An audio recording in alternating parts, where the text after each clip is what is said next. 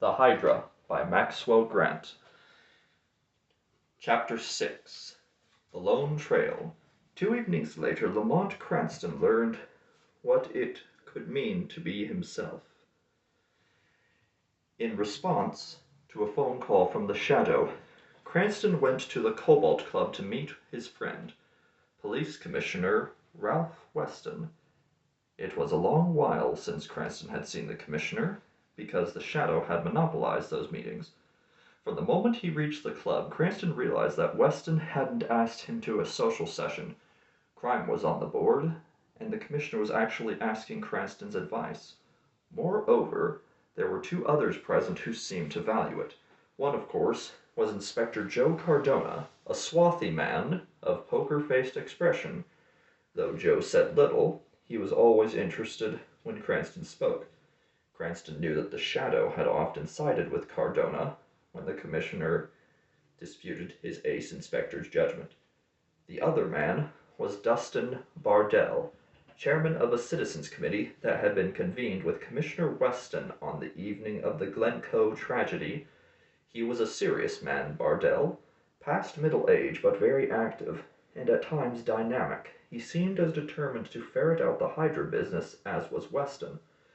Square of face, sharp of eye, Bardell did more than come bluntly to the issue. In slam-bang style, he thwacked his hand upon the table and fairly rumbled at Cranston.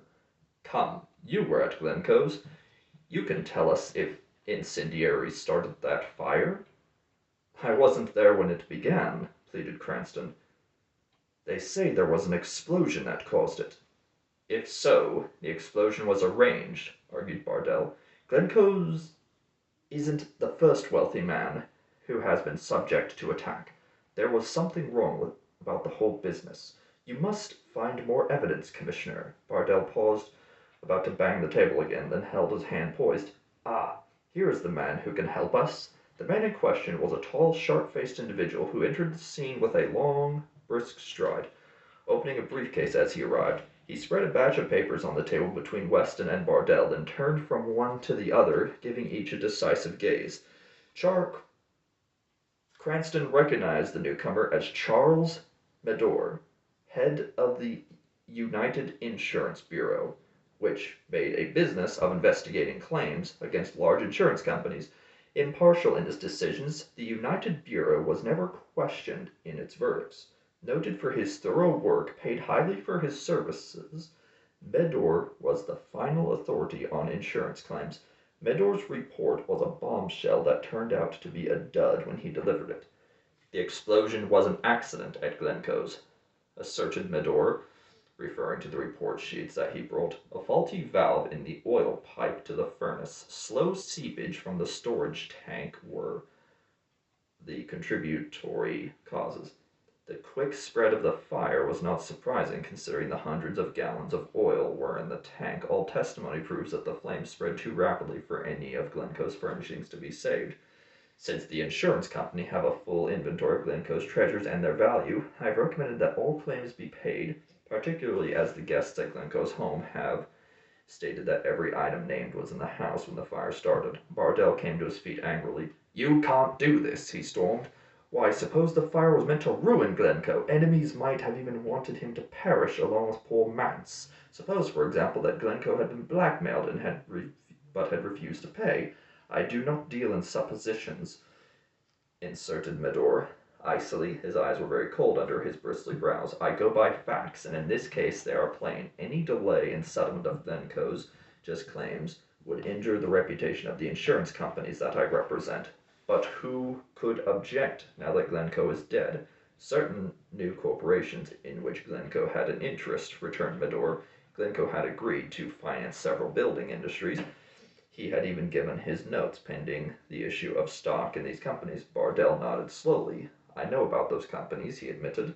"I'd hoped to buy into some of them myself. Still, Medore, if this could only wait." "It can't," emphasized Medore. "The law has provided no evidence of crime directed at either Glencoe or Mance.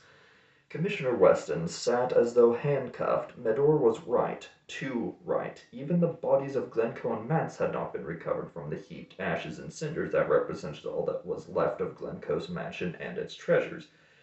Even to suggest that the bear had been murdered would be preposterous if voiced publicly. As for Lamont Cranston, he sat back wishing that he really were the Shadow. He was sure that his uncloaked double could have found some way to change Medore's set opinion in a case where the Shadow knew that crime had been committed on 3 counts: arson, robbery, and murder.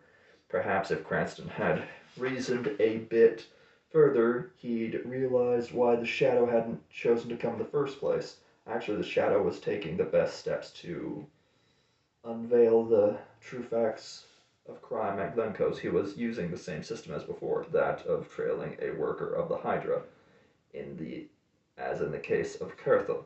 This time, however, the Shadow was doing more than haunt the footsteps of a mere tool. He was trailing Selber, Glencoe's dead secretary. Only a few nights ago, Willard Mance, a supposed dead man, had tried to trick the Shadow. The result had been proven disastrous for Mance, establishing him as really dead. Still, Mance had won a point. He'd shown, for instance, that a man supposed to be dead would not have to worry over alibis for murder. The same applied to Selber. Like Mance, he could feel secure, except for one proviso. If publicly recognized by anyone, Selber would be in a serious plight. The fact made him an outcast with the rest of the Hydra tribe. He couldn't go around with them in the mobile fashion that they preferred, because if marked, he'd make trouble for the rest. There was another interesting slant in Selber's case. Unquestioningly, the Hydra, through its various heads, owned hideaways of the deepest sort. Pooled wealth would give the lesser workers benefit of many advantages that ordinary criminals did not possess. But it would be folly for the Hydra to waste any of such assets on Selber. A dead man wasn't hunted. Not to the Hydra's knowledge. All Selber had to do was stay someplace where he wouldn't be recognized. In brief, Selber was on his own for the present.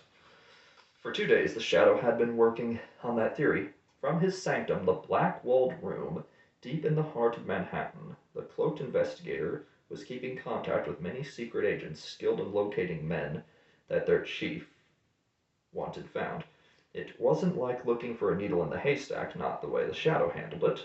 On the table beneath the bluish light that formed the only illumination in his sanctum, the Shadow had spread a large map of Manhattan, divided into many squares, most of which were shaded. The rest were the ones that counted. This was a map that covered cases like Selbert's. A man in his situation could stay in Manhattan rather than go into one of the other boroughs. He would avoid Chinatown, in the other numerous foreign quarters, where he would be too conspicuous, so those were shaded off.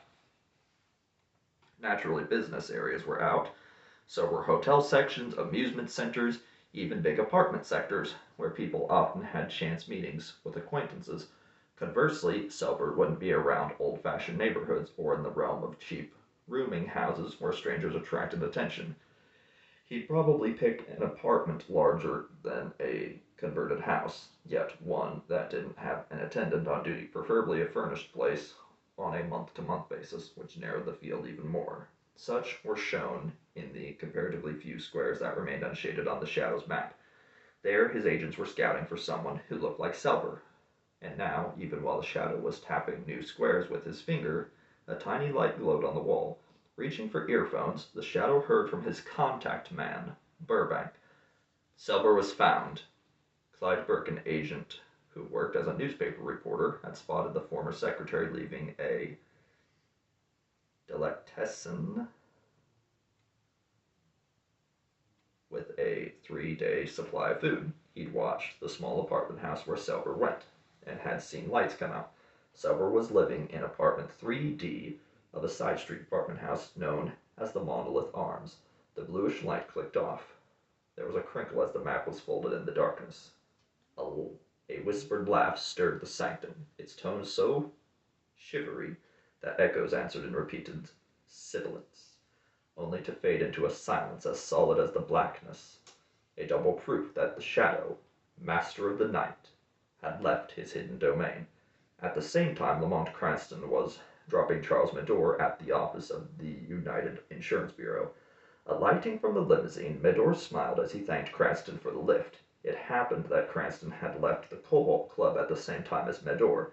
The reason was that Cranston had received a telephone call from a very insistent young lady named Margot Lane. Commissioner Weston had gripped about the way Cranston's girlfriend so often talked him out of conferences, but it had done no good. For a week, Cranston had been promising to take Margot to a nightclub, and always something had postponed it. He'd said that if he didn't keep the date tonight, Margot would be through with him. That had brought a grunt of good riddance for Weston, but Cranston hadn't seen it that way, Medor's office being on the way to the place where Cranston was to meet the Lane girl. The insurance man had gotten a ride. Though Cranston had said little during the trip, Medor watched the car until it was out of sight. Then, striding into his office, the rangy man nodded to his night clerk and went on through. Reaching his private office, Medor locked the door behind him and sat down in front of a square-shaped instrument that looked like the microphone of an inter-office communication system. First, Medor pressed a button. A curious whir came from the device. Medor spoke aloud and waited. A garbled voice responded, its words chopped into nonsense by the whir. Medor turned a dial until the voice was clear. This instrument was a shortwave radio set, fitted with a mixer. Only the two persons who held a conversation could shift the whirring sounds so they could hear their statements ungarbled. Interrupting the other voice, Medor spoke again, his sharp face pressing close to the microphone until its flat top was on the direct level with his bushy eyebrows. The words that Medor uttered were, "This is head number 7.